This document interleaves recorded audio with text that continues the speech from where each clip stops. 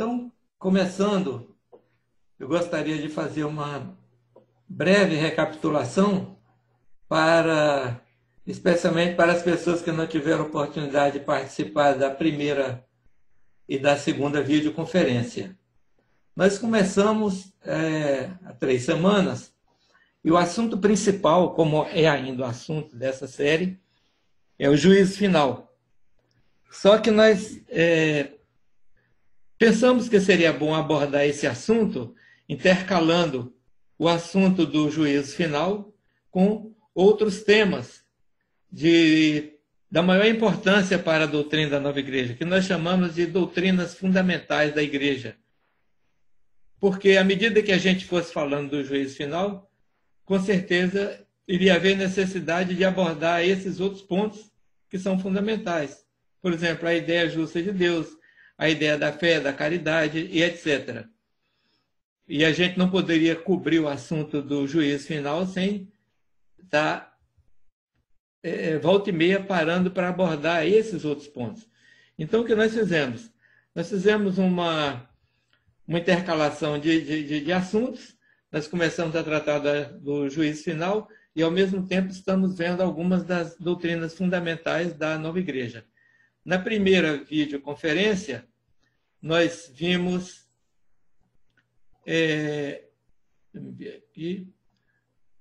nós vimos na parte 1, primeira videoconferência, a importância da ideia de Deus. Nós vemos que essa ideia é fundamental de todas as ideias, não só das ideias da religião, mas de todas as ideias da mente de uma pessoa. Porque o conceito que a pessoa tem a respeito de Deus impregna todas as outras ideias da sua mente, da sua vida, né? Como nós vimos aqui, o conceito que a pessoa tem de moralidade, de civilidade, mesmo de religiosidade, tudo vai depender da ideia justa de Deus. A ideia de Deus é como a pedra fundamental. E nós vimos que essa ideia de Deus, a ideia justa, é que o Senhor Jesus Cristo é o próprio Deus que veio ao mundo. E para isso nós nos baseamos no sermão do reverendo Douglas Taylor, em que ele fala quem é Jesus. Aliás, ele mostra, citando passagens da letra da palavra, do Antigo Testamento e do Novo, mostrando integralmente, no sentido literal da palavra, que Jesus Cristo é o próprio Deus, que se fez carne e habitou entre nós. Então, esse, como é o primeiro ponto da religião, é o primeiro ponto da igreja, e a primeira de todas as ideias, nós tratamos dela na nossa primeira videoconferência. Depois nós tivemos, na segunda reunião, na semana passada, nós entramos aí sim no assunto do livro, O Juízo Final e a Babilônia Destruída. Eu não tenho um livro aqui, mas nós tratamos os 3 primeiros tópicos do livro, que foram: primeiro, o dia do juízo final não deve ser entendido como o dia da destruição do mundo. Nós vimos que a ideia normal do cristianismo a respeito do juízo final é a ideia do fim dos tempos. Não só do fim dos tempos, mas do fim de todas as coisas. E a primeira coisa que o livro O Juízo Final e a Babilônia Destruída, de Swedenborg, a primeira coisa que ele fala é: o juízo final não deve ser entendido como o dia da destruição de todas as coisas, o dia da destruição do mundo. Não é? O segundo ponto do livro: as procriações do gênero humano na Terra jamais cessarão.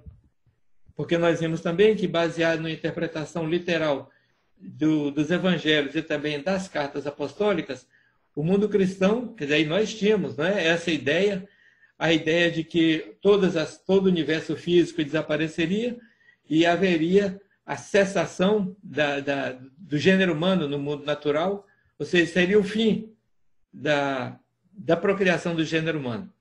Uma parte do gênero humano seria destruído com o mundo, outra parte iria habitar no céu, e ali seria o fim da obra divina em relação da humanidade. O terceiro ponto que nós vimos na semana passada, e é a terceira unidade do livro O Juízo Final, é que o céu e o inferno procedem do gênero humano. Também foi um assunto que nós vimos baseado em passagens da palavra, mostrando que todos os seres que habitam no mundo espiritual, ou seja, no céu e no inferno, foram um dia homens ou mulheres que viveram aqui neste planeta.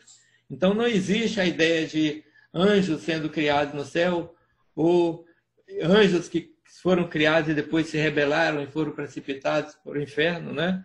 Nós vemos que todo ser humano nasce primeiro na terra e depois vai ao céu. E vimos que por causa disso,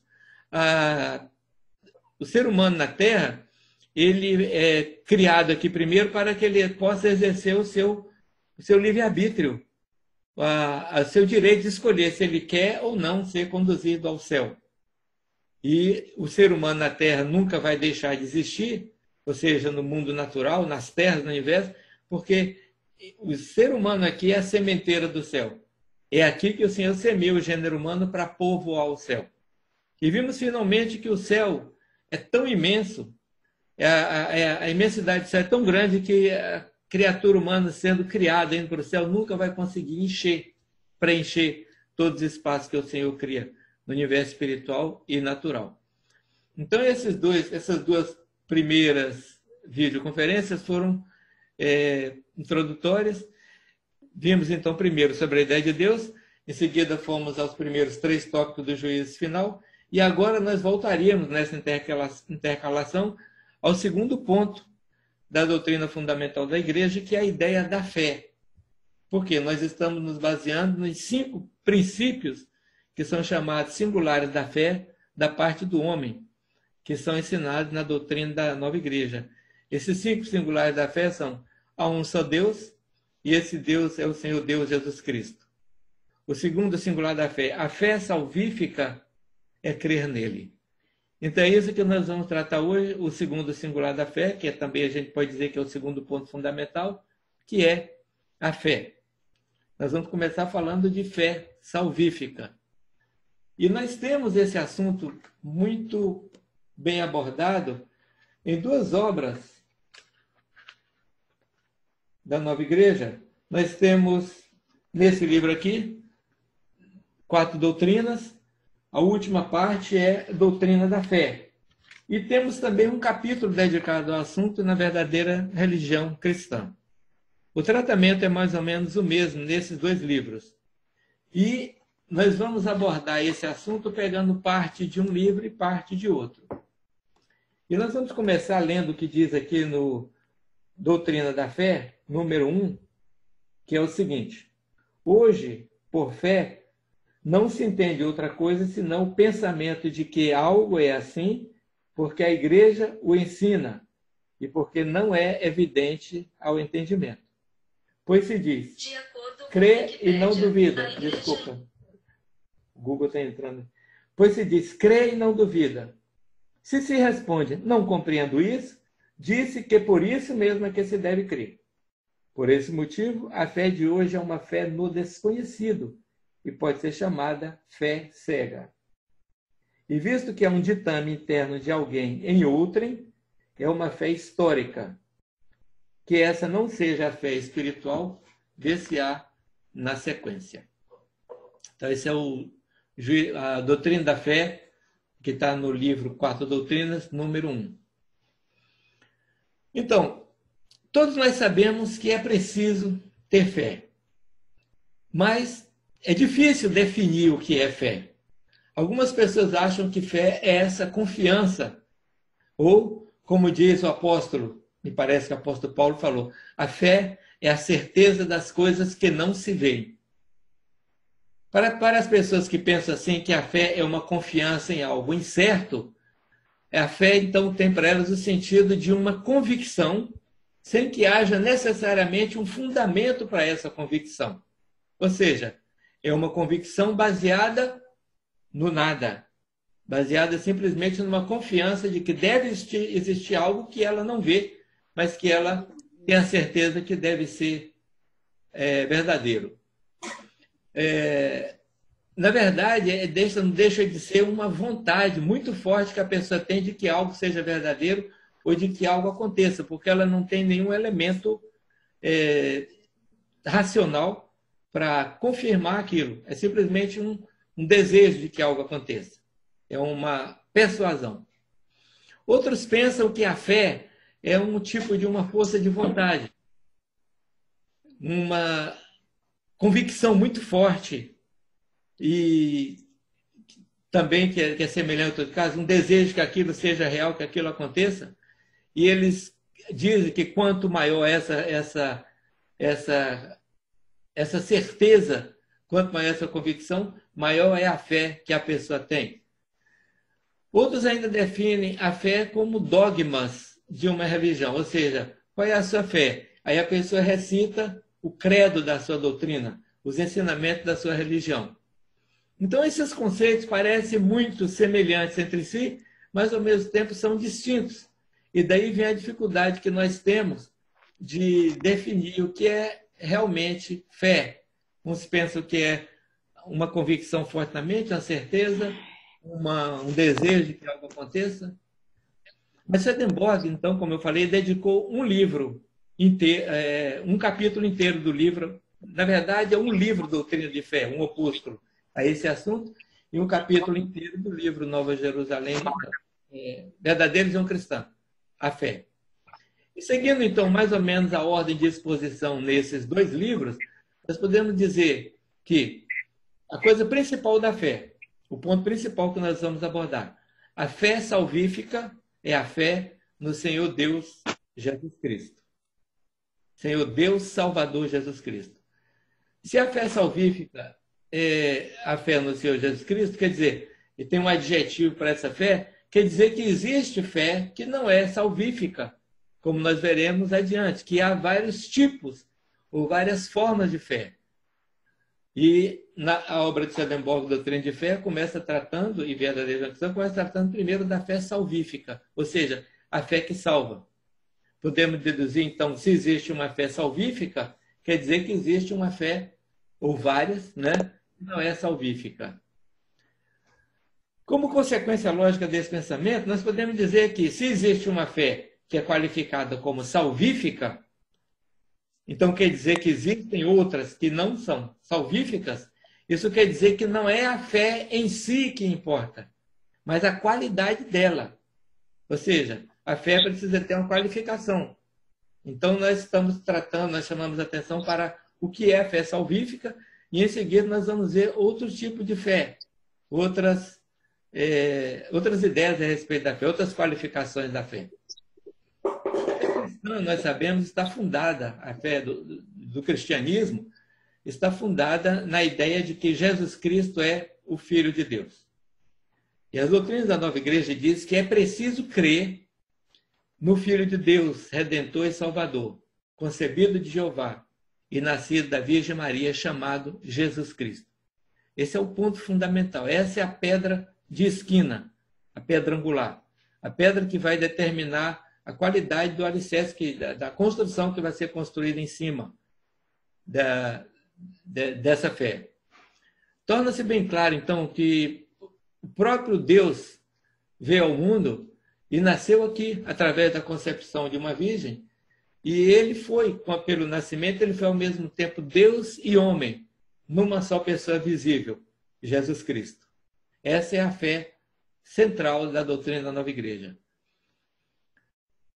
A letra da palavra do Senhor, seja do Velho e Novo Testamento, insiste muito nesse ponto, que é preciso crer no Filho.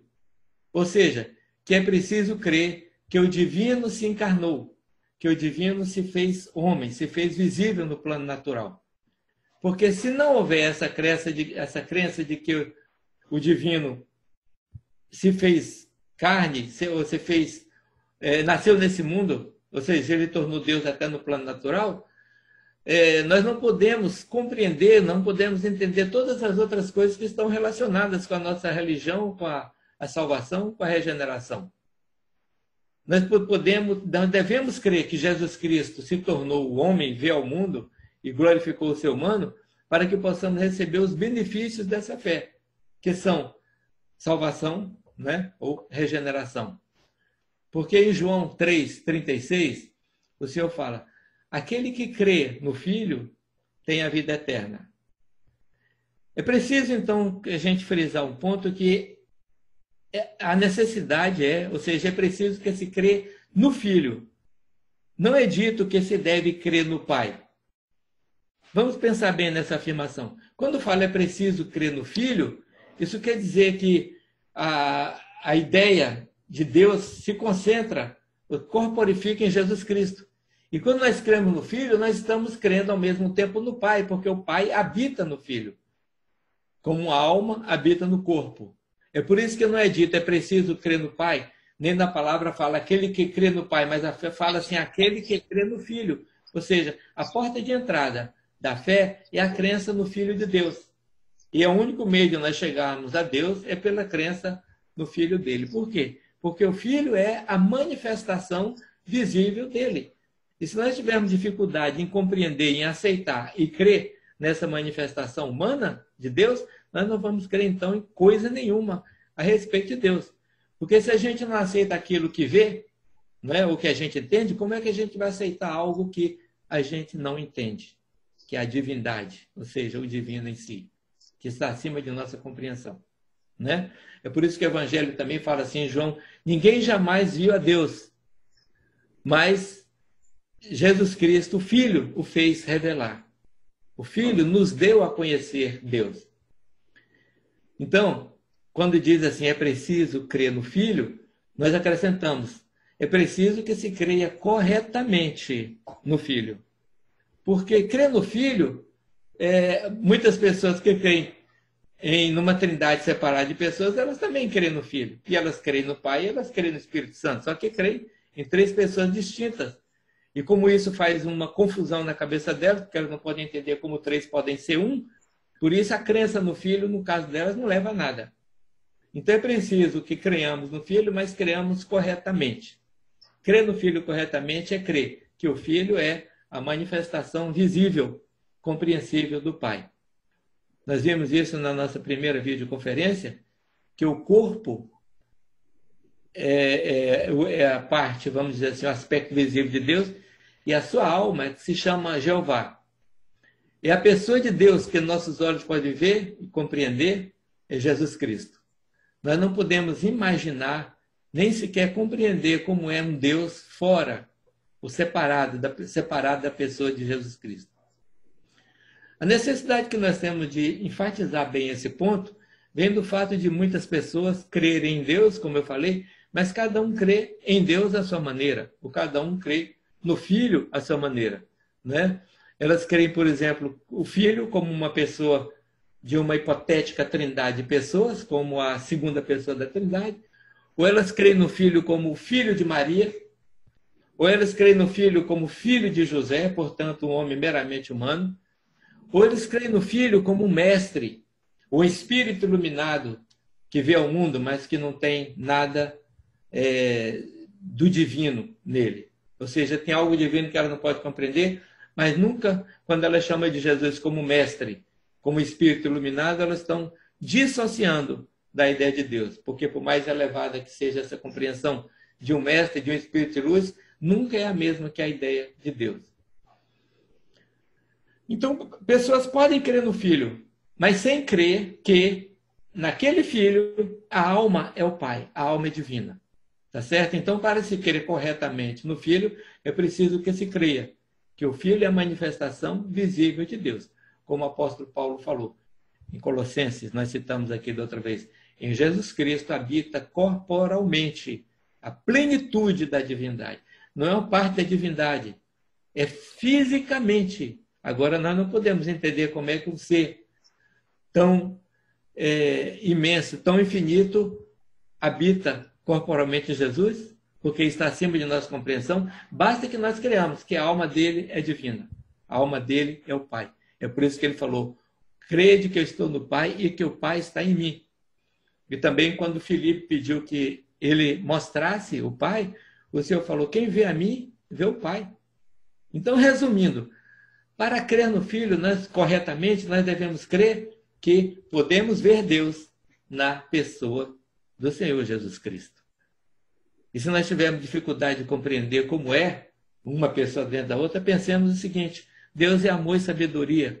E nós podemos ver a manifestação de amor e de sabedoria em Jesus quando ele ensinava, quando ele curava, quando ele estendia a mão, quando ele multiplicava o pão, quando falava parábolas. Isso era a manifestação divina. A coisa, vamos dizer, a ideia mais próxima que a gente pode ter do divino é isso. o amor e a sabedoria saindo da boca e das mãos do nosso Senhor Jesus Cristo. É uma ideia ainda um pouco rudimentar, porque enquanto nós estamos aqui no plano natural, nós temos limitação de tempo e de espaço. E é por isso que a gente tem que ter a humildade de entender se eu creio, mas não creio plenamente como é com relação ao tempo e espaço, eu só creio que o Pai e o Filho são uma só pessoa divina. Que a alma do Senhor Jesus Cristo é o próprio Deus. O corpo desse divino ser Jeová é Jesus Cristo que nós podemos ver. Então, pregar esse evangelho, pregar que Jesus Cristo é o próprio Deus, é a função maior da nova igreja. Não existe outro evangelho mais importante do que esse a ser pregado. No livro do Apocalipse, capítulo 10, naquela visão que João tem de um livrinho, e o anjo dá o livrinho a João para comer, e João come o livrinho. O anjo fala, na sua boca vai ser doce como mel, mas no estômago vai ser amargo. Aquele livrinho é dito na explicação daquela passagem no Apocalipse, aquele livrinho é justamente esse ponto da doutrina, a doutrina do Senhor. O livrinho resume a ideia de Deus, ou seja, que Jesus Cristo é o próprio Deus. Por que é doce na boca? Porque é uma ideia agradável, mas fica amargo no estômago quando você está impregnado da doutrina da fé só do cristianismo, da doutrina de pessoas separadas, quando você elabora aquilo no seu entendimento, a discordância com a doutrina cristã faz aquilo ficar amargo no seu entendimento. Então, todo o capítulo 10 do Apocalipse, aquela profecia do Apocalipse, a visão do anjo, do livrinho, é justamente esse ponto. E aquele livrinho é a doutrina do Senhor. Tão importante que é essa ideia. Muitas pessoas no mundo cristão professam a fé em Jesus Cristo sem pensarem na pessoa de Deus. Ou vice-versa. Pensam em Deus tentando imaginar um ser separado da pessoa de Jesus Cristo. E muitos invocam a Deus e prestam culto a Ele sob uma forma vaga, como uma força, uma luz, ou uma ideia vaga de um ser humano, talvez um velho, barba branca. Outros imaginam Deus como um dos três, sentado no trono, um ancião. E as ideias que as pessoas têm sobre Deus, especialmente sobre Jesus Cristo, são ideias ainda muito cobertas por nuvem, por escuridão, por treva. Daí a importância da pregação da nova igreja, a necessidade que nós temos de evangelizar, e é por isso que no final do capítulo 10 do Apocalipse, o anjo fala, importa que profetizes novamente a muitos povos e nações e línguas e reis. Ou seja, esse evangelho que tem que ser pregado de novo, que Jesus Cristo é o próprio Deus. Segundo nós vemos na doutrina. Pois não? Gustavo, só para dar uma ilustração disso, eu estava numa apresentação de um cientista astrônomo e ele estava mostrando, ele realmente mostrou que não precisa mais ideias porque nós temos matéria obscura e energia obscura. Ele achava isso muito mais visível por ele do que ideias, que é invisível por ele. Não é? E como que você falou, a ideia de ideias de muitas pessoas é como naquele Guerra das Estrelas, a força, não é? Uma força invisível que permite em todo lugar. E eles têm uma ideia filosófica, mas o problema é que, eu vi que você vai entrar isso depois, viver bem é difícil se a ideia ser visível. Uhum. Mas que quando você falou de escuridão, eu acho que hoje em dia a maioria tem essa ideia de ideias. Uhum. E também a ideia de Deus como a natureza, confunde a ideia de Deus como a natureza. Ou seja, no final Deus para eles é a própria natureza, não é? Que é uma negação da divindade. Segundo nós vemos então nas doutrinas celestes, todas essas formas de se adorar a Deus ou como energia, como força, como natureza, são formas vãs, porque Deus é uma essência, né? E toda essência tem a sua substância, e toda substância tem a sua forma. Não existe essência sem substância, substância sem forma. E a forma, nós aprendemos na doutrina, a forma fundamental de todas é a forma humana. Então, se a essência tem que ter uma substância, a substância tem que ter uma forma para ser compreensível, e a forma fundamental é a forma humana, daí a gente vê que a essência de Deus está representada na forma humana. E essa forma humana nós vemos em todas as coisas criadas. Se não vemos em aparência, nós vemos em processos. Processo de reprodução, processo de alimentação, processo de nascimento, crescimento e morte, né? Ou seja, tem um elemento humano representado em cada coisa da criação. Como a gente falou da outra vez, toda a natureza tem como se fosse uma assinatura de Deus. E essa assinatura é a forma humana, que está presente em tudo, no reino animal, vegetal, natural, no ser humano.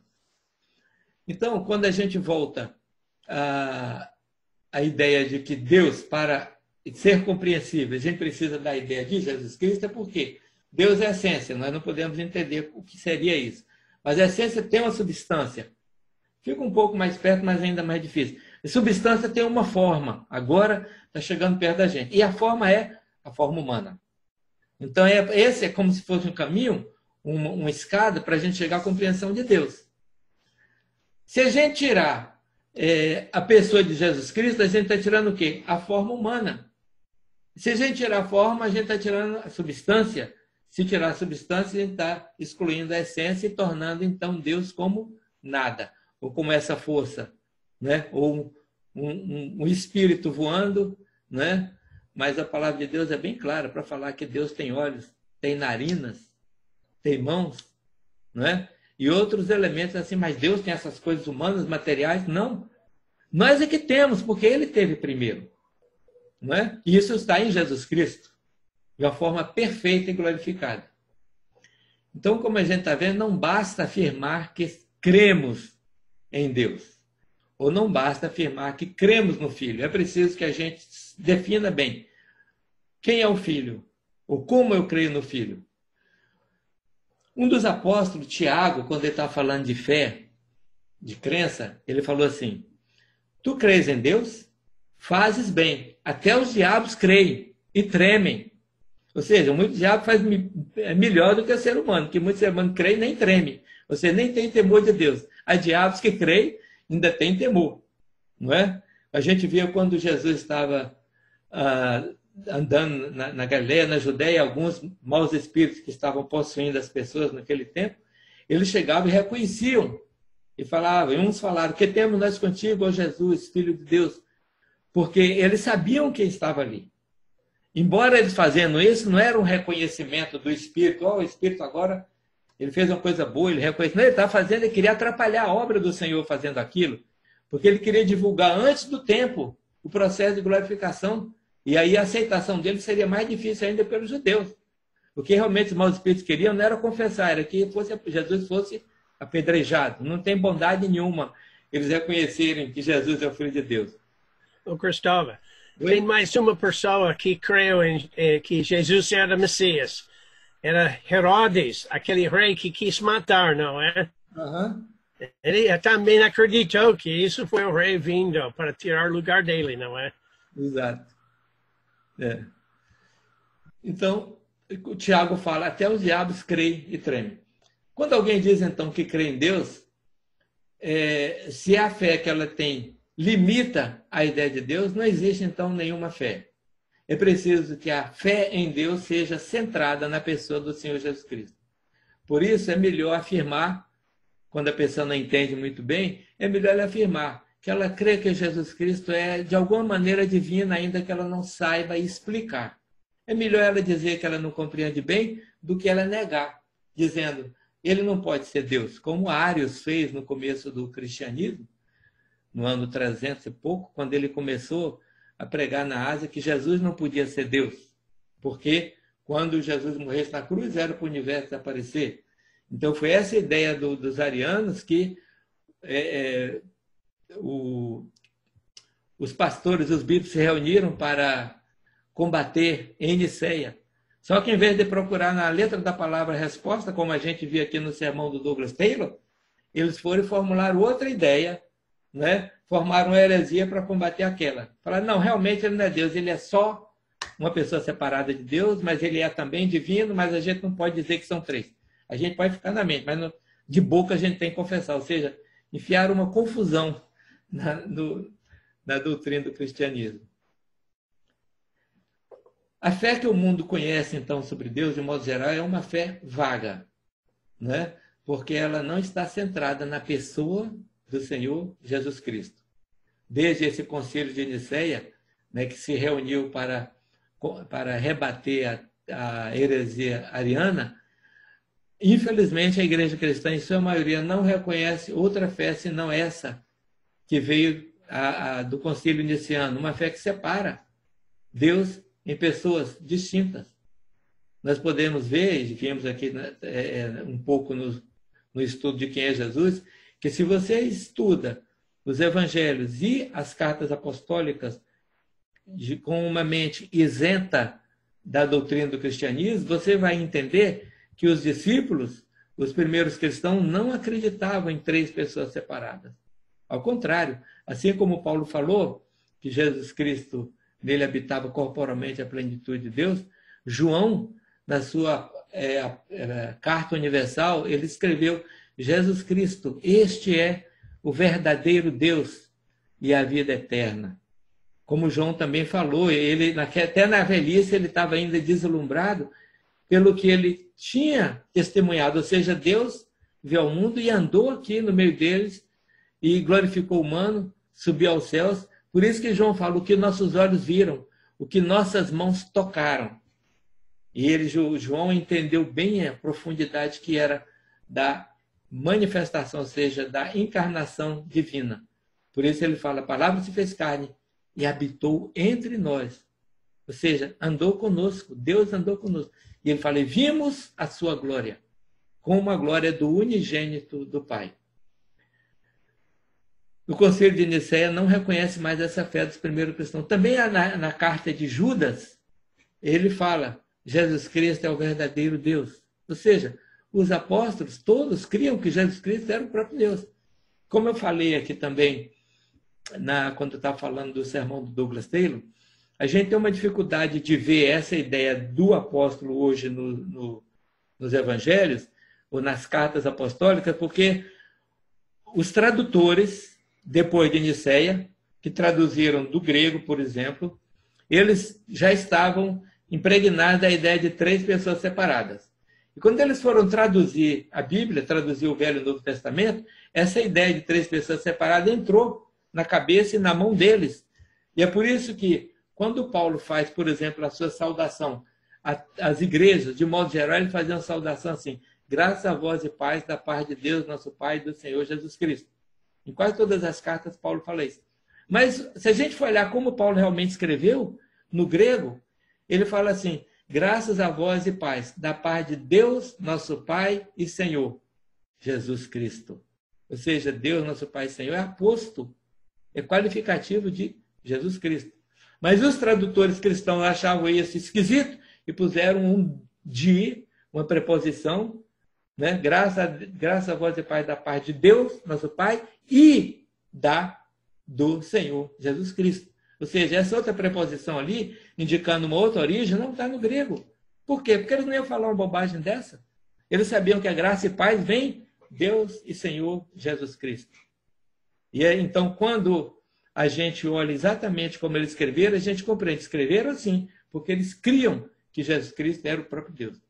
Mas isso fica bem mais claro na declaração de Tomé, no domingo seguinte à ressurreição, quando o Senhor se manifesta no meio deles, e ele mostra o seu corpo natural glorificado. E ele fala: olha minhas mãos e os meus pés, que sou eu mesmo. Porque o Espírito não tem carne e ossos, como me vês ter. E o que é que Tomé fala? Meu Senhor e meu Deus. Coisa que um judeu nunca falaria se não tivesse plena convicção que Jesus Cristo é o próprio Deus. Então, a gente pode dizer que o cristianismo andou até Nicéia, chegando à compreensão da ideia de Deus, e depois deu um passo atrás. O cristianismo hoje recuou e ficou naquela ideia que os discípulos tinham antes da ressurreição, que Jesus é o Filho de Deus. Mas o cristão precisa dar um passo além e compreender: ele é o Filho de Deus, mas ele também é o próprio Deus. Ou seja, precisa dissipar esse mistério e andar e avançar na ideia de Deus como o Senhor Jesus Cristo. Mas nós lemos na obra verdadeira de João Cristão, então, o seguinte: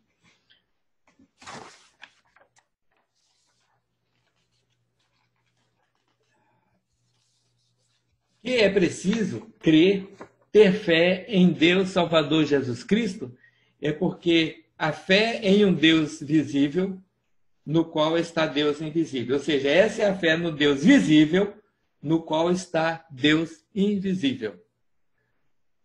É dito que essa fé em um Deus visível, que é também homem, Deus e homem, é uma fé que pode ser compreendida.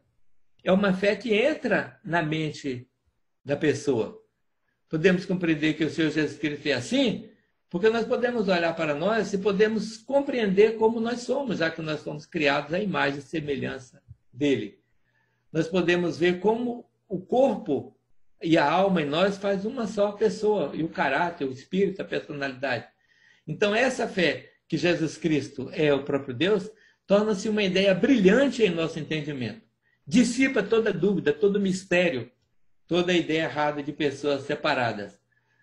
A ideia de o Filho ter em si a alma divina é uma ideia, então, compreensível, porque nós podemos nos espelhar nessa ideia e podemos compreender como nós somos, como Deus é. Então, a fé em Jesus Cristo, cuja alma é Deus, é uma fé que é recebida no entendimento, porque ela se apoia na nossa própria realidade. É por isso que a gente diz que acaba aí o mistério. É uma fé que, embora seja espiritual, ela tem base natural, porque ela chega até o plano da nossa compreensão natural. Nós somos criados em mais semelhança dele, né? Ela pode caber na nossa ideia espiritual quando a gente percebe que Deus, como alma, né, habita no corpo, assim como a gente também tem corpo e alma. Por isso é uma fé viva, uma fé correta. E essa é a fé salvífica, porque ela nos leva ao autor e consumador da nossa salvação, como diz um dos apóstolos. É interessante a gente saber que, quando fala de fé, a fé não brota do chão como a fonte. A fé não cai como chuva. A fé não nasce do nada em geração espontânea. A fé tem uma origem. Nessas duas obras citadas, nós aprendemos que fé é algo que deve ser adquirido. Ela não nasce com a pessoa, ela não passa a existir espontaneamente, e muito menos é produzida por alguma ação humana. Mas a pergunta, então, que fica, mas é adquirida como? E nós vemos nos escritos, agora não sei se é em Verdadeira Religião Cristã ou se é o livro Doutrina da Fé, mas um dos dois diz, eu não coloquei referência, diz o seguinte: o homem recebe a fé dirigindo-se ao Senhor, instruindo-se nas verdades pela palavra e vivendo segundo essas verdades. Ou seja, são 3 pontos, ou 3 passos, dirigindo-se ao Senhor. Isso é óbvio, porque nós não podemos receber fé se a gente se dirige a outra pessoa ou a outro Deus, ou se a gente não se dirigir a pessoa alguma. Segundo ponto, instruindo-se nas verdades. Ou seja, a gente tem que buscar o conhecimento da verdade, assim como a gente busca riqueza, salário, né? O ouro e a prata naturais, que são riquezas do mundo natural, a gente precisa buscar as riquezas do plano celeste, que são os conhecimentos da palavra, as verdades espirituais. A gente deve ter o mesmo empenho, o mesmo interesse, a mesma dedicação em se instruir. Ou seja, deixar-se instruir quando alguém nos ensina e nós mesmos procurarmos a instrução. Lermos atentamente, procurarmos a palavra, refletir sobre aquilo que lemos, né? E por último, mas não menos importante, o terceiro ponto, vivendo segundo essas verdades. Então é dessa maneira que a fé é adquirida, porque a fé é dada como resultado de um processo. Dirija ao Senhor, instrua-se nas verdades e viva de acordo com as verdades que você aprende, assim o Senhor lhe concede a fé. Então a fé vem de Deus, mas tem 3 condições para que o homem receba. O homem adquire E o Senhor dá quando o homem pede. Como também o apóstolo Tiago fala, se alguém não tem fé, peça a Deus. E também o Jesus Cristo, quando ele falou uma vez ao discípulo, falou, tende a fé de Deus. Essa é uma outra passagem que não ficou muito clara para os tradutores, porque tende a fé de Deus, não, tem a fé em Deus. E eles trocaram o de por em. Mas não é em que está lá. Né? É outra preposição. Tende a fé de Deus. Não fazia sentido. Não fazia sentido porque não entenderam, não teve explicação. O que o Senhor está falando é, tende a fé que vem de Deus, não a fé que vocês têm algo invisível, algo, uma persuasão. É uma fé diferente, porque procede de Deus. Como adquirimos essa fé? Dirigindo-se ao Senhor, instruindo-se nas verdades e vivendo de acordo com essas verdades. Então, quando a gente vê que a fé é dada por Deus, nós entendemos que o que o homem tem que fazer? Primeiro, o homem tem que ser receptivo, estar pronto para receber, pedir essa fé. E segundo, o homem tem que ser ativo, buscando a instrução e vivendo de acordo com essas verdades. No meio desse segundo e terceiro ponto do processo aí, existe uma coisa que se chama tentação. É um ponto que a gente vai tratar lá, talvez na quinta ou na sexta conferência com mais detalhe, mas a tentação é quando você afirma uma verdade na vida e você vai botar isso em prática, então você tem a dificuldade, porque você está quebrando paradigma, você está quebrando um mau hábito, você está quebrando um sistema para adquirir um sistema novo, ou seja, uma velha vontade para adquirir uma vontade nova. Então, no meio, você tem o quê? A tentação. Então, não é simplesmente adquiro e vivo. Se fosse assim, seria muito bom, mas não. Nós temos o nosso eu, o nosso próprio, que é contra tudo que é vivo, tudo que é divino, tudo que é salvífico. E por isso, a gente mandar do ponto 2 para o ponto 3, nós temos que enfrentar lutas de tentação, combate de tentação. Mas isso a gente vai deixar para ver mais lá na frente. Então, a fé vem de Deus, e Deus dá ao homem quando o homem tem essas três condições. Por quê? Porque a recepção da fé envolve a liberdade do homem. Se o homem não tivesse o livre-arbítrio, Deus abria a cabeça dele e jogava tudo de fé lá dentro. Como faz com os animais. Os animais, quando nascem, eles já têm um instinto, já sabem todas as coisas que eles vão precisar saber para a vida.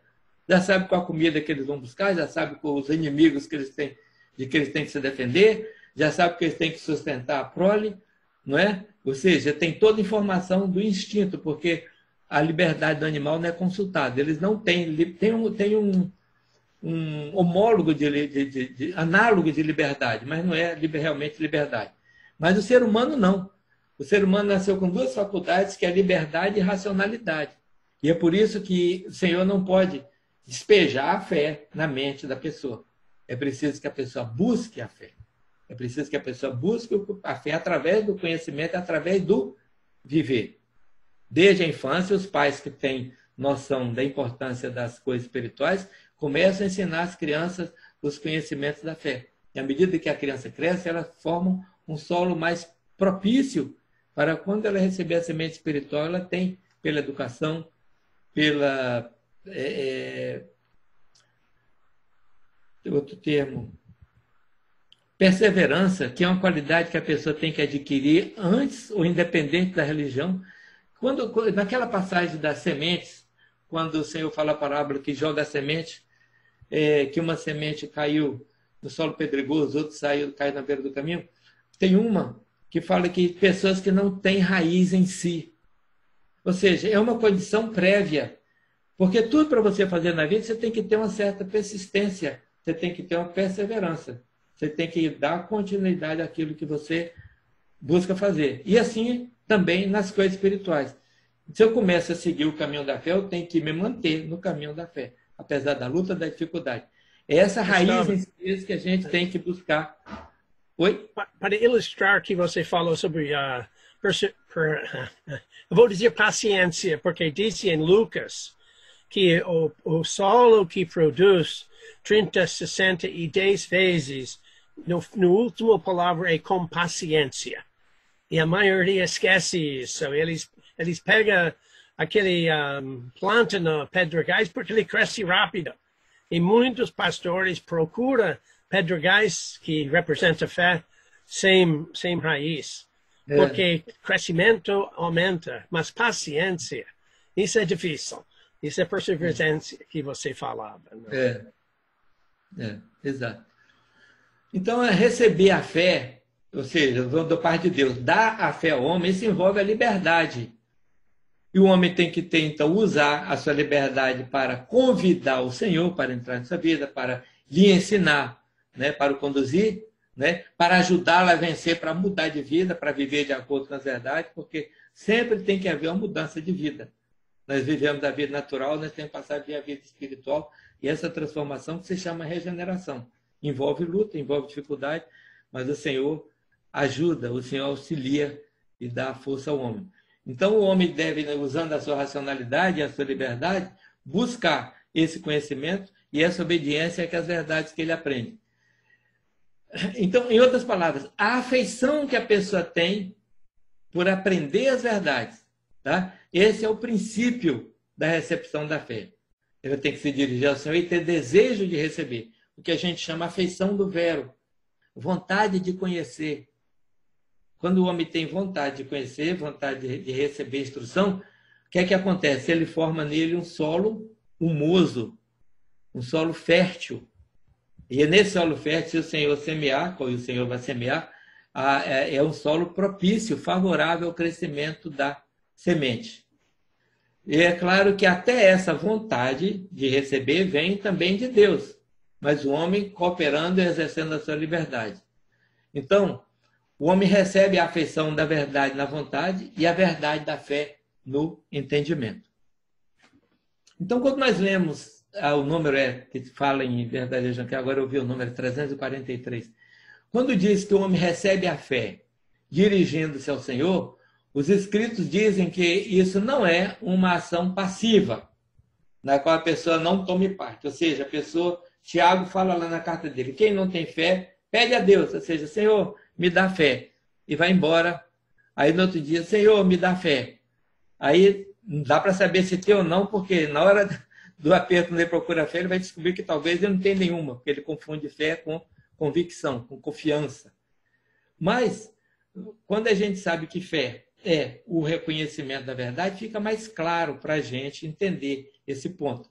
Ou seja, então receber a fé não é algo passivo. A pessoa recebe a fé na medida que adquire o conhecimento da palavra e vive de acordo com esse conhecimento. Quando a pessoa vive de acordo com esses conhecimentos, com essas verdades como que sublimam na mente da pessoa e se tornam consciência da pessoa. A ilustração disso, a correspondência é com a água da chuva. A chuva cai na terra e depois, com o calor da terra, a água da chuva evapora e se transforma em nuvem. E de novo ela vai cair na terra. As verdades que a gente aprende com afeição, com amor na palavra, quando a gente lê com atitude santa, essas verdades sobem e vão fazer parte de nossa consciência. Vão ser parte da parte superior de nossa memória, porque os conhecimentos das coisas espirituais não ficam na mesma região da memória.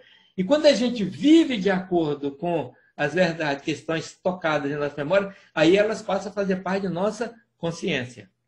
Porque consciência nada mais é do que o conjunto de verdades que a gente aceitou, que a gente recebeu com afeição. E agora, a partir dessas verdades que formam a nossa consciência, o Senhor passa a nos dirigir por elas. Talvez vai acontecer, ou acontece que vocês já experimentaram situações em que vocês precisam de tomar uma posição ou chegar a uma conclusão, e vocês se lembram de um versículo lido na palavra, vocês nem lembravam mais que sabia daquele versículo e vinha aquela ideia. É como se fosse a voz de Deus falando. É assim.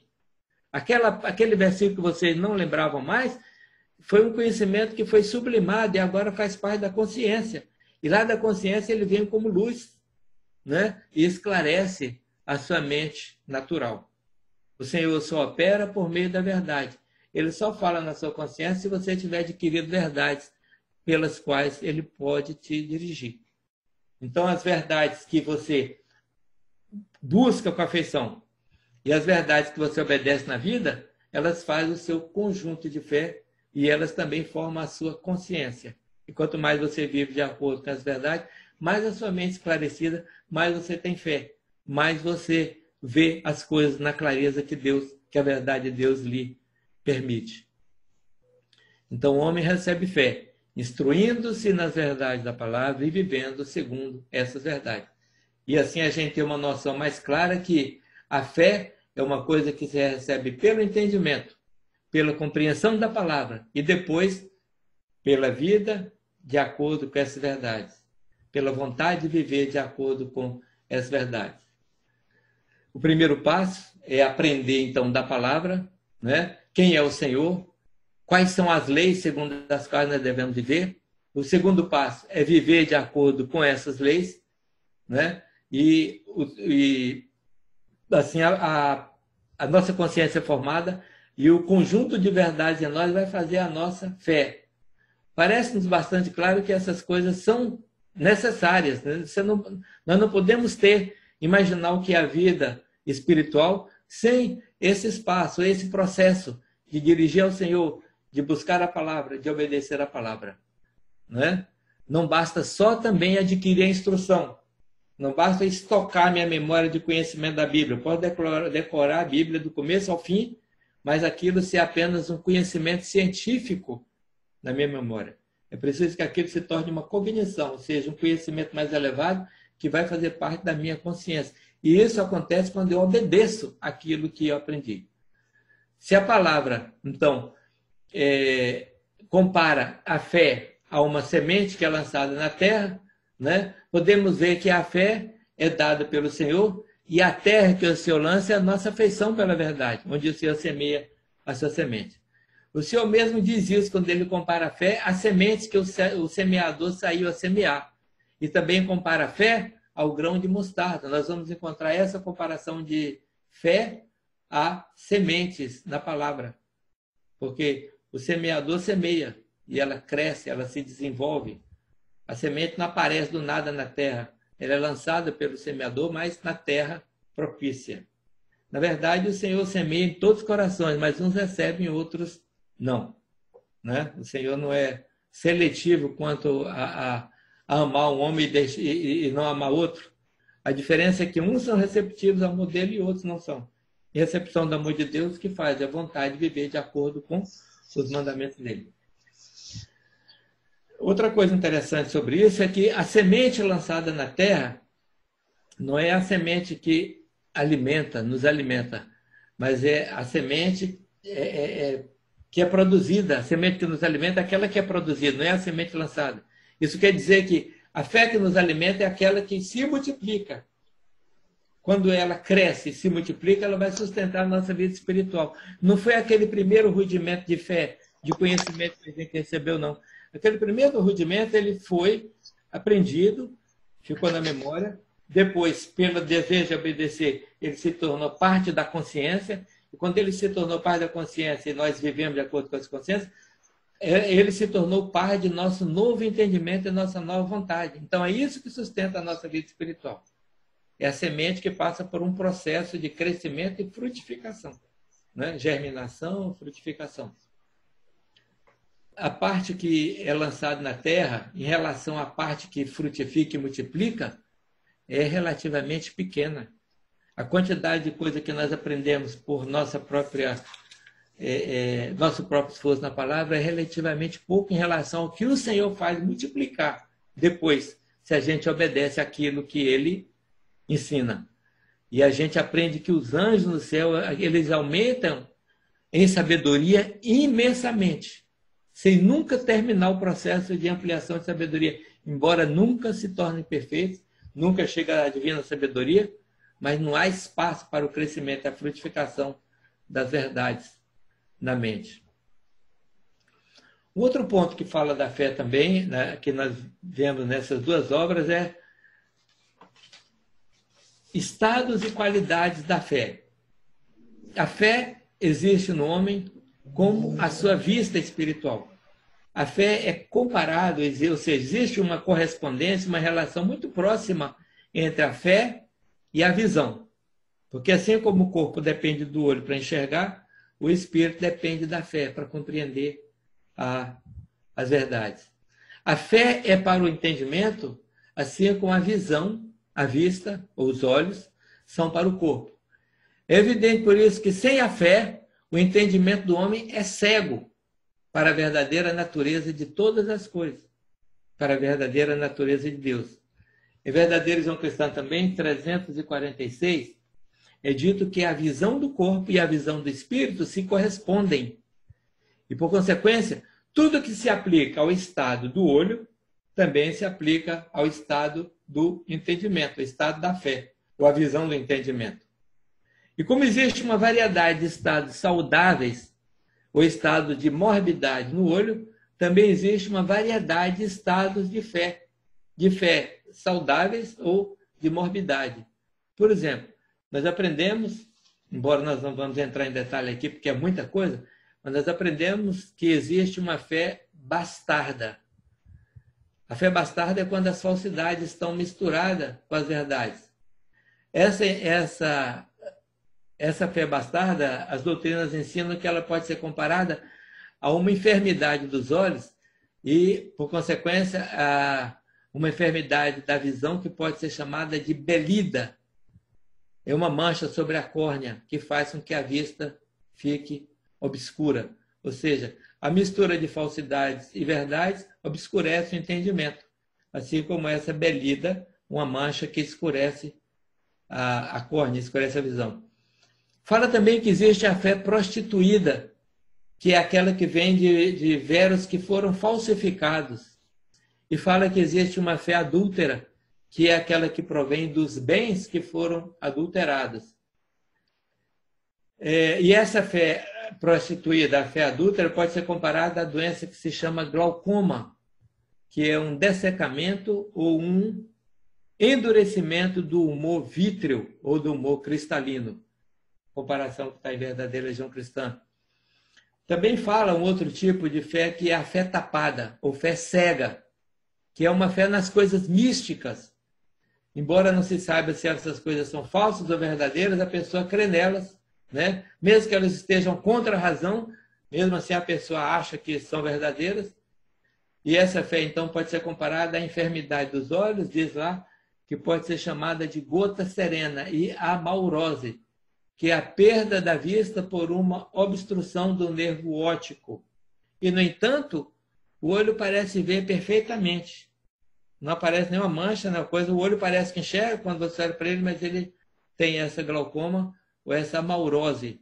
É a fé tapada, a fé cega. Né? A pessoa crê em algo místico, algo misterioso, que ela não sabe o que é. Parece que o olho vê, mas não vê.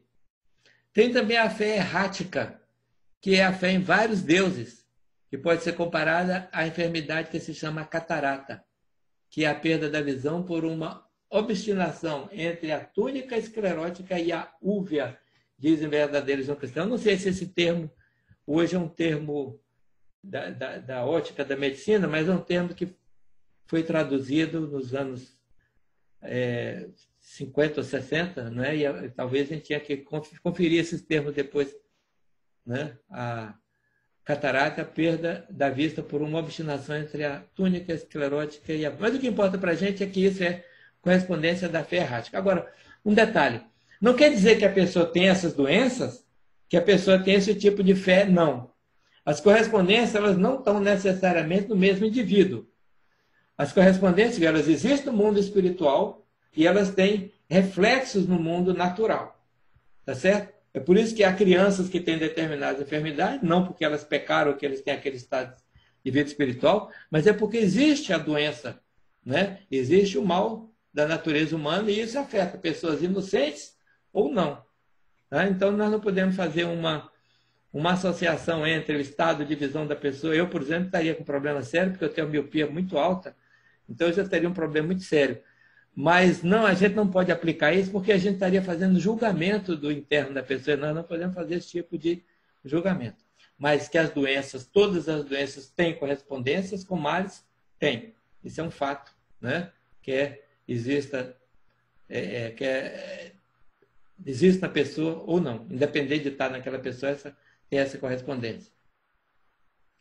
Tem também o que o verdadeiro João chama de a fé vesga, que é a fé em outro Deus que não o verdadeiro Deus. E, entre os cristãos, a fé vesga é aquela que crê em Deus não salvador. Pode ser comparada a uma enfermidade dos olhos que se chama estrabismo. Ou seja, a visão é imperfeita, você vê dobrado, porque eles veem deuses dobrados também, né? Vê um Deus aqui, vem dois deuses, porque a visão é a visão fé vesga. Então nós vimos que a fé, sendo adquirida ou formada na pessoa por meio da instrução, né? Podemos daí concluir que a fé é o quê? A fé é a verdade, que passou por um processo de aquisição e de obediência. Então, a fé é o conjunto de verdades, ou seja, a fé é a visão dessas verdades. Quando você compreende essas verdades, quando o Senhor ilumina o seu entendimento e você compreende.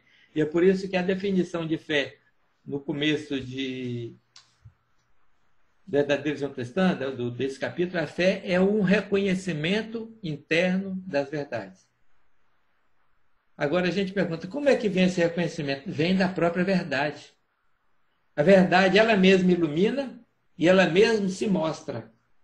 O Senhor dá a instrução e o Senhor dá a você a capacidade de entender a instrução. Porque, na verdade, o homem não é nada. Ele recebe de Deus a verdade e a capacidade de entender a verdade. De uma maneira que fé e verdade, né, ela instrui e ela mesma se ilumina. E ela mesma faz você enxergar a verdade. É por isso que tem um versículo na palavra que fala assim, na tua luz veremos a luz. Parece óbvio, né? Você já está na luz, você vai ver a luz. Ou seja, na sua verdade, você vai compreender a verdade. Outro ponto interessante sobre a fé é que a fé é algo que se propaga. E a semente é assim. Aliás, a semente é assim porque a fé é assim. Assim como a semente se reproduz e se propaga indefinidamente, também a fé, ela se reproduz e se propaga. Por isso ela pode ser ampliada, ela pode ser aperfeiçoada e pode ser elevada. E tudo isso mediante uma contribuição ativa da parte do homem. Duas coisas que o homem tem que fazer: buscar a instrução e obedecer àquilo que ele aprendeu, né? Está implícito o primeiro ponto, que é dirigir-se ao Senhor, obviamente. Mas na medida que o homem busca a instrução e obedece, ou tem o desejo de obedecer, existe então uma ampliação da fé, existe um aperfeiçoamento, uma elevação da fé. Ou seja, a pessoa vai compreendendo cada vez mais amplamente. Não vou dizer o termo aqui profundamente, realmente não fica bom, mas altamente, né, as coisas espirituais. É dito em Verdadeira Religião Cristã 349 que a abundância das verdades ligadas em conjunto como feixe exalta e aperfeiçoa a fé. Verdadeira Religião Cristã 349. Interessante. Abundância de verdades ligadas como feixe de coisas coerentes entre si, porque a pessoa pode fazer feixe de coisas incoerentes, né? A pessoa pode pegar ideias que são opostas entre si, paradoxais, e tentar fazer um feixe, como a gente vê na ideia, por exemplo, de Jesus Cristo como Filho de Deus, depois na ideia de um Deus de amor que envia o Filho do mundo para se sacrificar. São coisas contraditórias. Mas esse feixe que fala aqui, são as ideias, à medida que você vai adquirindo os conhecimentos da palavra, eles vão se agrupando. E realmente não há necessidade nem de você fazer isso. Você não precisa se sentar e falar assim, agora eu aprendi sobre Deus, eu vou colocar aqui nesse ponto na minha cabeça, eu aprendi. As verdades mesmo fazem isso, porque elas entram na sua mente e elas se organizam. Isso se chama ordenação da mente. Nós falamos aqui, acho que na primeira reunião, que a nossa mente, quando nós estamos no processo de regeneração, de transformação espiritual, no processo de reforma e depois de regeneração, primeiro há uma mudança no nosso modo de pensar e depois a mudança no nosso modo de agir. Esses processos vêm quase simultâneos, mas são como o degrau de uma escada. A gente não passa 50 anos sendo reformado e depois mais 50 sendo regenerado, não. Você tem etapas da sua vida, áreas da sua vida que você está sendo reformado, em outras que você está sendo regenerado, e assim vai sucessivamente. Assim como a gente anda com os dois pés. Mas então, à medida que você adquire as verdades e elas passam a fazer parte da sua consciência, elas vão ordenando todas as coisas abaixo. Isso é mente, porque, como nós falamos, às vezes os conhecimentos das coisas de Deus ficam na região superior da sua mente. E de lá, ordena as coisas embaixo.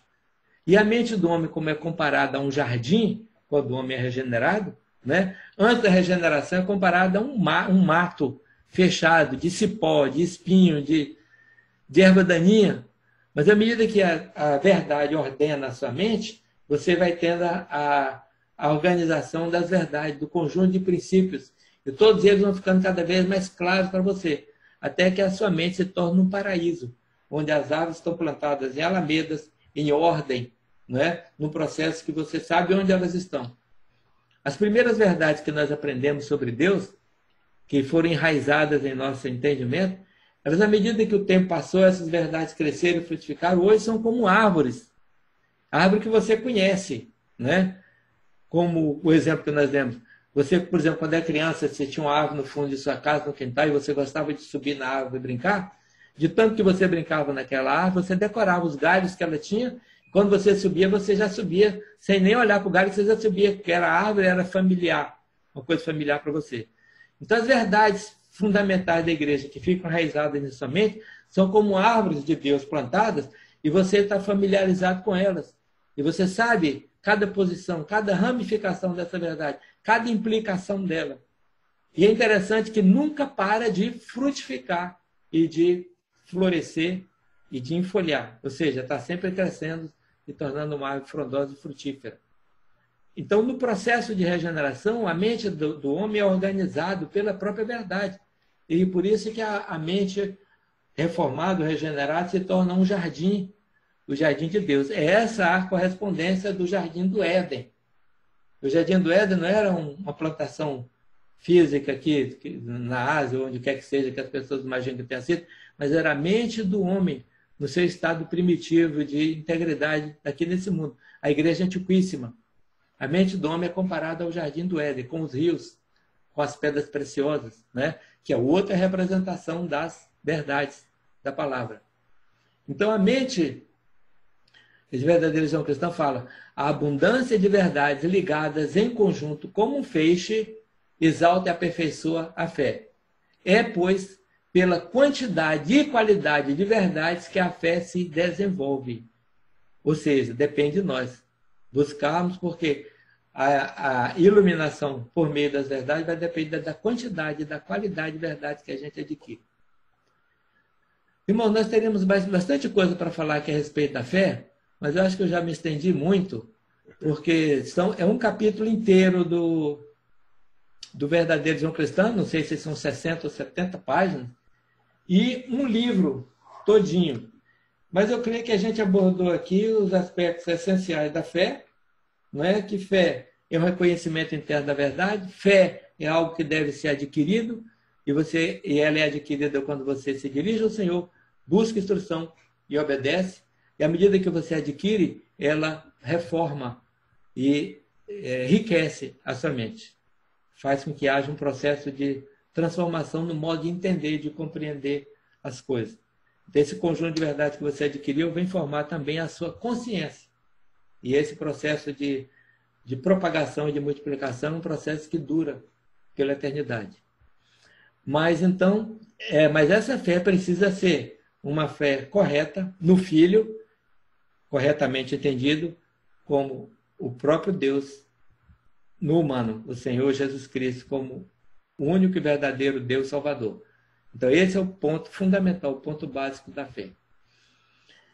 Eu vou deixar de abordar várias outras coisas que estão aqui, mas eu creio que o Johnny tem o link para esse trabalho, citações do livro, no site, não é, Johnny, da Doutrina Celeste, e tem o próprio livro, não é? Que vale a pena, Doutrina da Fé. É o livro menor deles aqui, para vocês terem ideia. Com tanta coisa, ainda é o livro menor. Está aqui no final dessas 4 doutrinas. E o capítulo próprio de verdadeira religião cristã, que vai haver muito mais coisa interessante a respeito da verdadeira fé, a fé salvífica. Eu acho que É bastante. Pastor Cristóvão, eu queria parabenizá-lo pela maravilhosa palestra. Eu queria agradecer algumas pessoas que eu convidei e que estão participando. Uma ou outra já saiu, mas, por exemplo, o José Maltaca, a Diloé, a Marta, o doutor Sérgio Viana, o José Guedes, lá de Brasília, a Dinamara Machado, o doutor Sérgio Prólico, lá de Florianópolis, Diogo Castagnoli, o Antônio Almeida, a Cristiane Lebelém, que está lá na Inglaterra nos acompanhando. Então, eu quero dizer que é extraordinário esses momentos que nós estamos vivendo, porque nós temos pessoas lá nos Estados Unidos, temos pessoas na Inglaterra, na Irlanda. Quer dizer, nós conseguimos fazer uma aula virtual, quer dizer... Na Bahia também. Na Bahia, o senhor está na Bahia, Brasília. Esse problema aí, que foi um grande problema para toda a humanidade, mas serve para nos aproximar. Então, muito obrigado. E eu gostaria de saber o tema da próxima semana. Certo.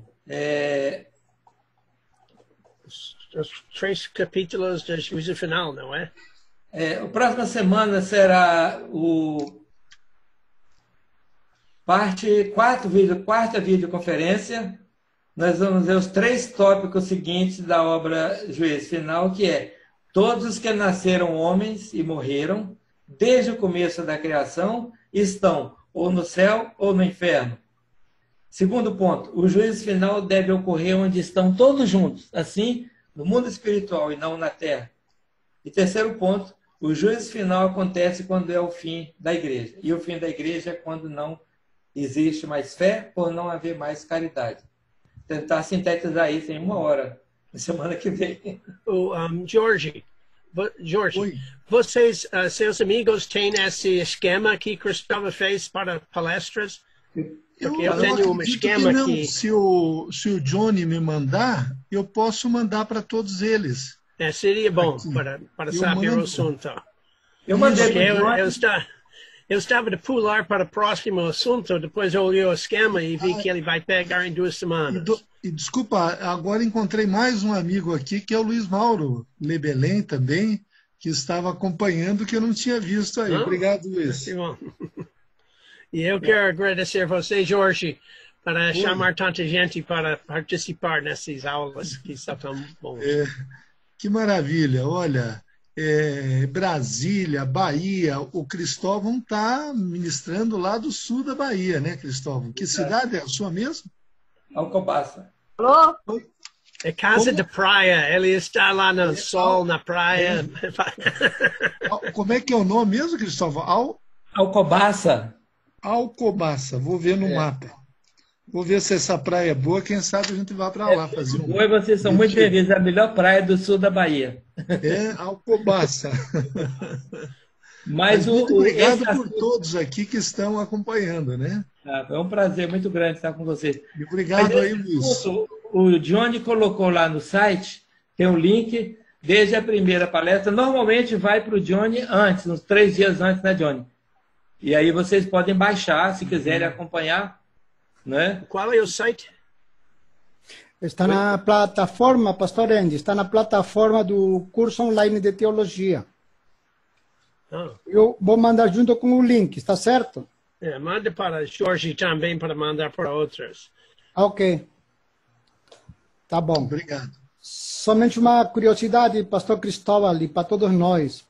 No livro do Apocalipse 16, quando fala 16:14, quando fala sobre espíritos de demônios, né, que é no 13, que é semelhante a besta, falso profeta, né, e dragão.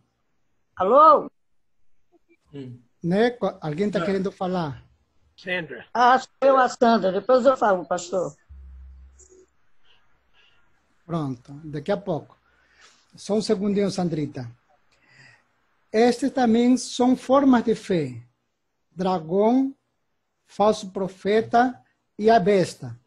Então, aqui no livro Quatro Doutrinas, nós temos a doutrina da fé.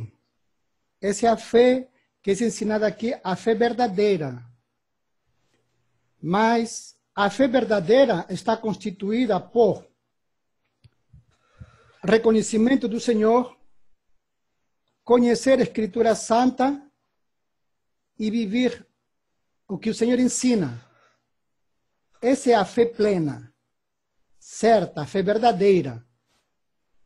Porém, a fé dragão é a fé que não tem caridade. Ou seja, é uma fé que não tem vida. A fé falso profeta é a fé que não tem conhecimento das Escrituras, né? E a fé besta é aquela fé que não reconhece o Senhor como nosso único Deus. Então, nós vamos adquirir a fé verdadeira estudando estes livros e vamos conhecer e vamos identificar principalmente qual fé nós temos, né? O próprio livro vai abrir nossos internos e nós vamos identificar e vamos saber escolher, né? Pela fé num único Senhor, né? Essa é uma escolha, como falou o pastor Cristóvão. A pessoa tem que aprender. Se ela não aprender, ela diz que crê, como disse o Senhor. Nem tudo aquele que me diz Senhor, Senhor, né, será salvo, né? Somente essa colocação, pastor Cristóvão. Exato. Obrigado. Eu quero fazer, Cristóvão, mais um agradecimento ao Francisco, que também está aqui, foi meu convidado. Ele é de Bandeirantes, do Paraná. Temos aqui e ele está agradecendo muito por ter participado aqui, o Francisco Carlos Marconi. Muito obrigado aí, Francisco. Obrigado. Obrigado a todos vocês presentes. Gustavo, Pois não? sou eu. Eu tenho uma dúvida. Vê se o senhor consegue me tirar. Claro que vai tirar. Quando o senhor falou em anjos, a gente sabe que quando a criança morre, ela vira anjo, não é? E esses anjos que a gente que eles falam tanto de anjos, eles viveram na Terra ou não? Nós vamos ver no próximo capítulo isso em mais detalhe, mas todos os que nasceram homens e morreram desde o começo da criação estão no céu e no inferno. E também vimos da outra vez que todos que estão lá no céu e no inferno nasceram e viveram como homens nesse mundo. Ou seja, Deus não criou anjos lá, criou pessoas, né? E todos nós somos anjos em potencial. Se a gente se dirigir ao Senhor e buscar a instrução da palavra e viver em obediência, o Senhor está aqui formando um anjo. É interessante que a gente fala sobre criação da terra, não é? Fala em Gênesis sobre a criação da terra, a gente presta muita atenção a essa ideia. A criação da terra, como a terra foi formada. Gênesis fala 6 dias da criação, um dia de descanso, etc. Mas tem um aspecto interessante quando fala da criação, que é a criação dos céus. O Senhor está criando os céus dentro de cada um de nós aqui nesse momento. Cada vez que a gente aprende a palavra e ama essas verdades e quer aplicá-las à vida, o Senhor está formando o céu em nós, porque o céu é o nosso homem interno. Então, os céus são criados para a gente aqui. A gente vive aqui nesse mundo. E os Espíritos dizem que aqueles que não recebem o céu dentro de si, enquanto estão no mundo, não podem ser recebidos no céu lá. Simplesmente porque não é porque o céu rejeita, é que a pessoa não acha lugar para ser lá. É como o peixe, não é? Que se colocar no dentro da gaiola, não vai dar certo, que o peixe vai morrer porque é seco. Ou um pássaro, se você quiser botar para viver dentro d'água. Então a gente tem que adquirir a vida celeste enquanto a gente está aqui nesse mundo. Eu achava que tinha Deus criou lá no céu a comissão dos anjos, né? Eu pensava dessa forma. Mas o senhor está falando que esses anjos viveram aqui na Terra. Nas terras no universo. É interessante que essa doutrina vem do cristianismo, porque tem lá uma interpretação, a Bíblia não fala isso. Tem uma interpretação que um anjo de luz chamado Lúcifer, que é outro termo que foi mal interpretado, que Lúcifer em latim quer dizer aquele que traz a estrela, a luz, que é o nome do planeta Vênus, né? Eles entenderam que esse Lúcifer era o principal diabo. O diabo, inclusive. Tem algumas pessoas que falam que ele era o coral, o regente do coral do céu, etc. E cada vez vai dando mais, enriquecendo o currículo, ou a biografia de Lúcifer. Então ele se rebelou, que ele queria ser igual a Deus, ele foi castigado e lançado por terra. E aí eles citam Ezequiel e Isaías para confirmar essas passagens. Mas só que Isaías e Ezequiel não está falando ali literalmente de anjo, está falando da natureza humana. O homem em si, quando ele vivia no estado de integridade, né, da igreja de Quíssima, quando ele se tornou orgulhoso de querer guiar por si mesmo, ele perdeu esse jardim, essas pedras preciosas que ele vivia. Não está falando de um anjo que estava lá. Isso aí tem uma interpretação bem forçada e a gente recebeu isso da mitologia cristã, não é? Como se Deus tivesse um antagonista a ele. Deus lá e o diabo aqui. E eles medindo força. É impossível. Não é? Deus não criou anjos do céu, nem demônios. Entendi. Sandra, você teve uma pergunta? Eu queria falar aqui com o Cristóvão. É o seguinte, só para complementar, para dar uma lidazinha em Tiago 2, 14 até o 26, que ele fala que a fé sem obra para nada se aproveita. Inclusive porque, assim como o corpo sem o espírito está morto, assim também a fé sem obras, ela é morta. E ele explica direitinho ali os detalhes dos acontecimentos sem a obra. Uhum. A obra de nada se aproveita sem a fé, fazendo a obra. Tiago fala, eu tenho as obras e tu tens a fé. Mostra-me a tua fé sem obras e eu pelas obras te mostrarei a minha fé. Isso aí está dentro daquilo que a gente falou, claro que a gente não pode se estender, que a gente tem, primeiro, dirigir-se ao Senhor, depois adquirir a verdade e, segundo, terceiro, viver de acordo com elas. Ou seja, a vida de acordo com as verdades são as obras, né, que complementam. Porque a fé, quando ela não tem a vida, chama-se a fé hipócrita. Nós não abordamos aqui porque é muita coisa. Ou é a fé dos farisaicos, que só fala, mas não vive. Né? Não é fé salvífica, é uma fé morta. Mas é muita coisa para a gente sintetizar. Acho que, Cristóvão, nas semanas 5 e 7, você vai falar destas obras, não é? Exato. Uhum. Eu quero agradecer muito a atenção de vocês. É um privilégio a gente estar aqui e é um prazer. Né? Espero que no próximo assunto, a gente voltando aos 3 tópicos do juízo final, a gente possa aprender mais sobre o juízo final e outras dúvidas sejam esclarecidas. Né? Todos que nasceram e morreram estão no céu e no inferno. Nasceram e morreram homens, desde o começo da criação. O juízo final deve acontecer onde estão todos juntos, isso assim no mundo espiritual e não na terra. E, em terceiro lugar, o juízo final acontece quando é o fim da igreja. E o fim da igreja é quando não há fé, por não haver mais caridade. Talvez, na abordagem desses 3 pontos, a gente volta a falar um pouco das ideias tradicionais do cristianismo, baseadas em interpretação, uma interpretação unilateral, vamos dizer, só de um lado, né? Uma interpretação parcial da letra da palavra que eles acham que dá base para uma compreensão diferente dessa que nós vamos ver. Mas nós vamos ver que os escritos falam, o seu Demócrito fala e mostra pela letra da palavra corretamente compreendida, né? Na letra segundo o sentido espiritual. O Johnny. Eu agradeço a vocês. Acho que é bom de terminar com oração dominical. E eu acho que também é bom de pensar o que está acontecendo no mundo. Ana Paula já perdeu 2 amigos muito queridos, não é? Tia e irmão. O Gilcélio, eu tenho ainda chocada que ele saiu deste mundo. Mas nós temos que se lembrar que, eu esqueci quem perguntou, acho que foi Marília. A razão que nós estamos neste mundo, antes de se tornar anjo, ou diabo, nossa escolha, é para nós ter liberdade para escolher e para se formar um anjo, como você falou, Cristóvão, não é?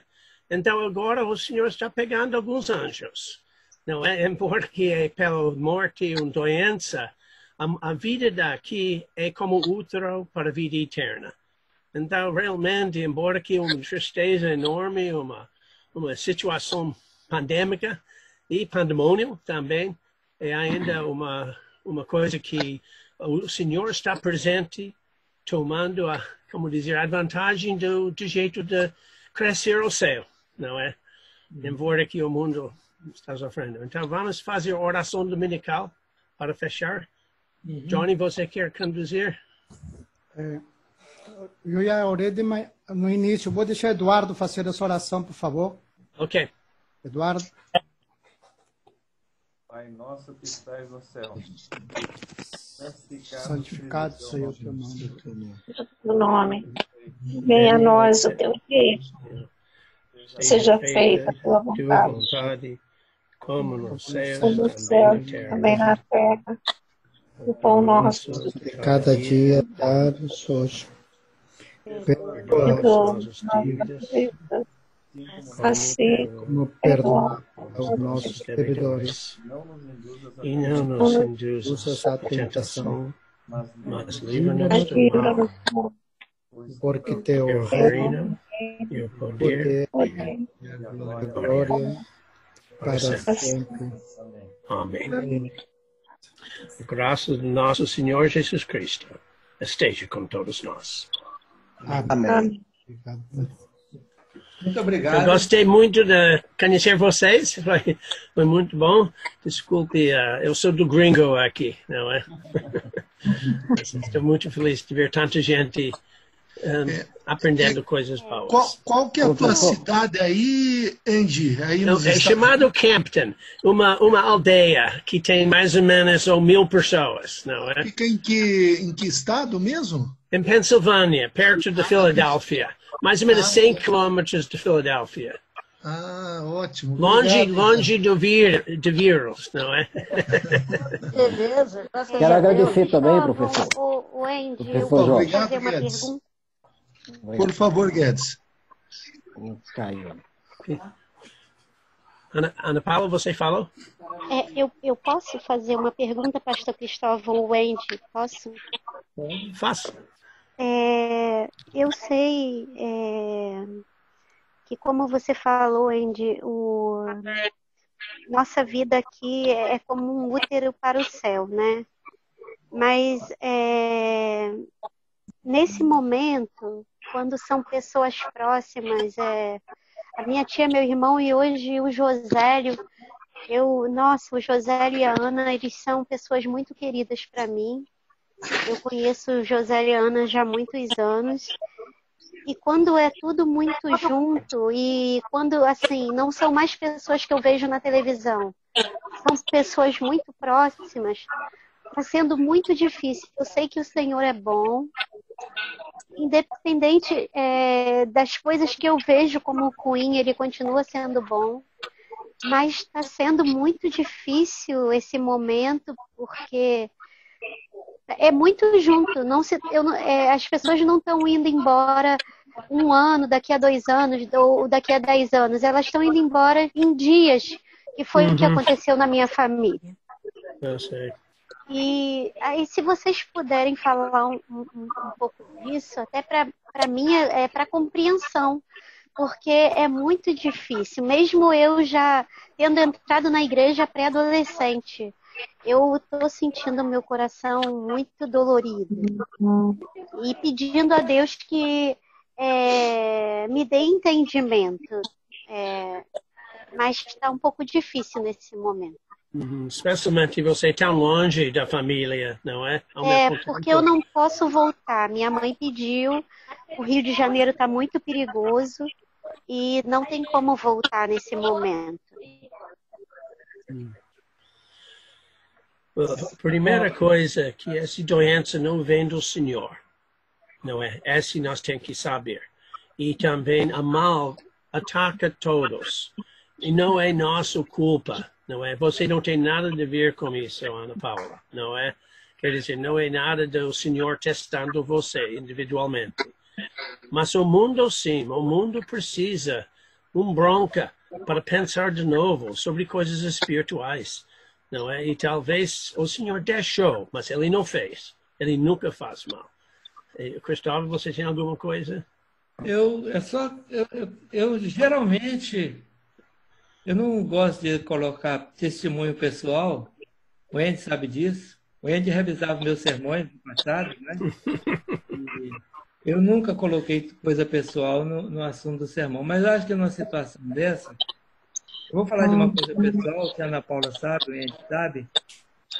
Nós também tivemos essa situação de perder uma pessoa querida, que uma filha, 10 anos de idade, atropelada na porta da nossa casa.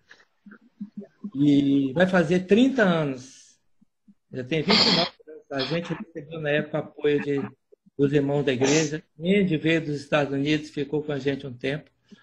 Vocês não calculam quão doloroso é a experiência de você perder um filho.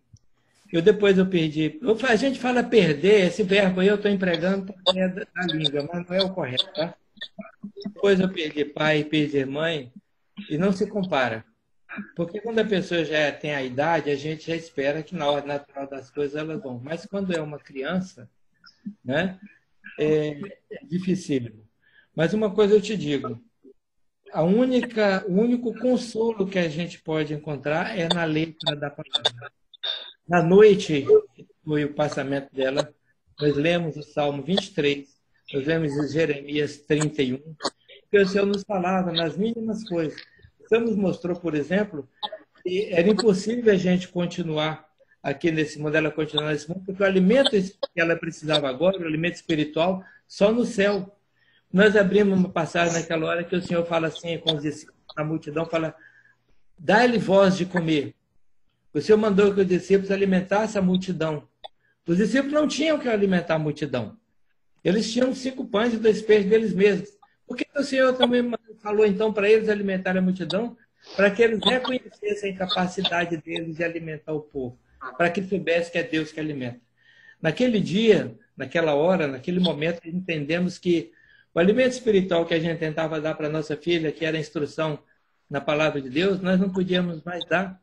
Era o Senhor que ia dar dali em diante. E querer retê-lo aqui com a gente seria uma coisa de egoísmo. E outra passagem interessante foi que o Salmo que fala os filhos são herança do Senhor. São como flechas na mão do valente. Se a gente tem os filhos como flecha, por que você usa a flecha? A flecha você quer lançar para atingir um determinado alvo. Não é? Você não lança a flecha à toa, no nada. Você a lança no alvo. E você cria os filhos para eles chegarem no alvo. Qual é o alvo? Você quer fazer deles cidadão dos céus.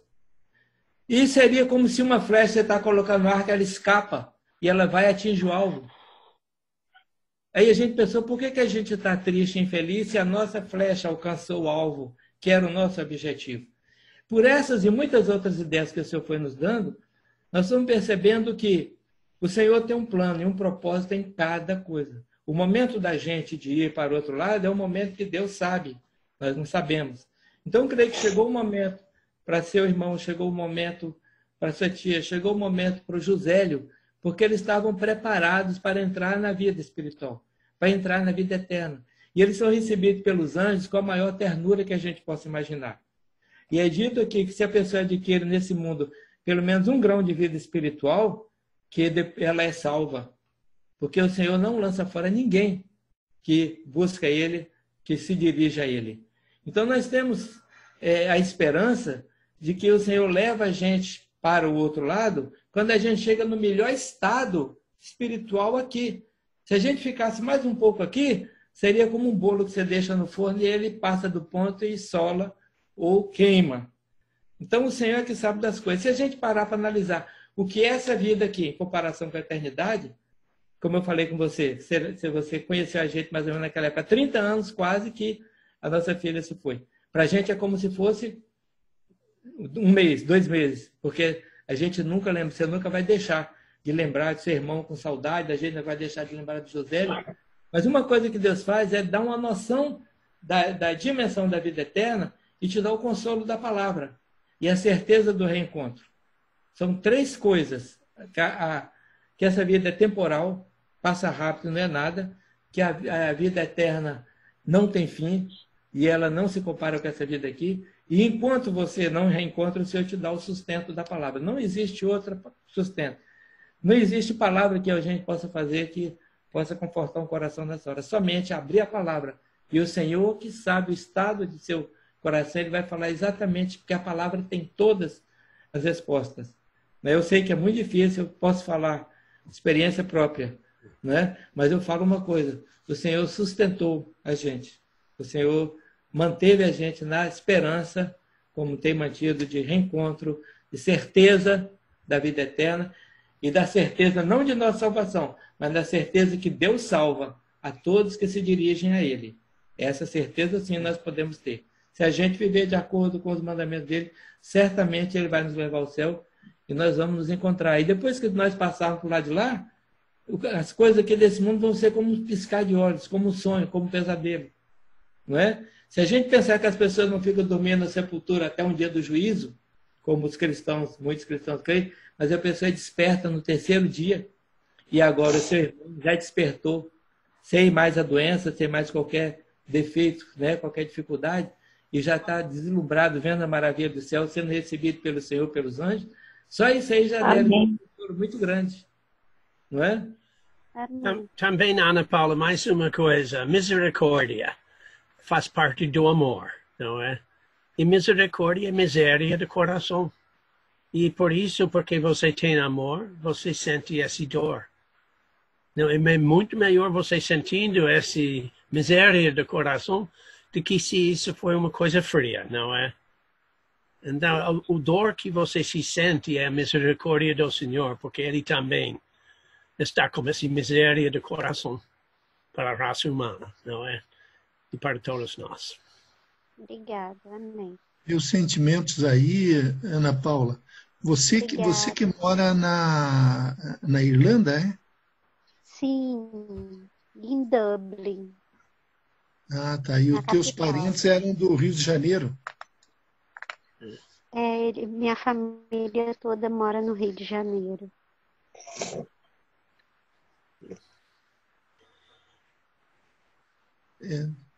É muito triste, né? O Jusélio, num dia antes, ele mandou uma mensagem de áudio para o Caleb, porque ele conversava com o Caleb pelo WhatsApp, e ele mandou uma mensagem de áudio para o Caleb. E uma coisa que ele falou na mensagem para o Caleb, ele falou com uma voz cansada. Ele falou: Caleb, fique firme na igreja. A gente está passando luta, mas o sol vai voltar a brilhar. O sol vai brilhar. E o sol está brilhando para ele agora, nesse momento, com certeza. Né? Uhum. Que bom. Pessoal, Ótimo. muito obrigado a vocês. Foi um prazer muito grande. E Obrigada. até próximo sábado. Ok. Com Deus. 5 horas da tarde. Obrigado. Obrigado, professor Cristóvão. Obrigado, Johnny, Eduardo. Obrigada. Ana, Obrigada. Sandra. Tchau. Vamos ver vocês. Obrigado aí para Um vocês. abraço para todos que estão vendo. Ok. Amém. Um abraço. Obrigado pelo convite. Opa, obrigado, Luiz. Muito obrigado. Cada um saindo. Eu sou o último que sai. Todo mundo vai saindo. Obrigada, Johnny. De nada, Ana Paula. Se não Tchau, tá- Paulinha. Guarde-se, Tchau, Ana pastor Paula. Eide. Obrigada. Até próximo sábado. Tchau, Francisco. Tchau, Marcos. Tchau, meu querido. Um abraço.